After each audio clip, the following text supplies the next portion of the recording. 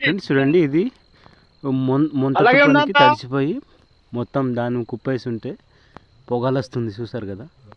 ఇదిగో మా బ్రదర్ వాళ్ళది ఇది. మాదైతే కొద్దిగా సేఫ్గా తీసుకెళ్ళిపోయాం ఇంటికి.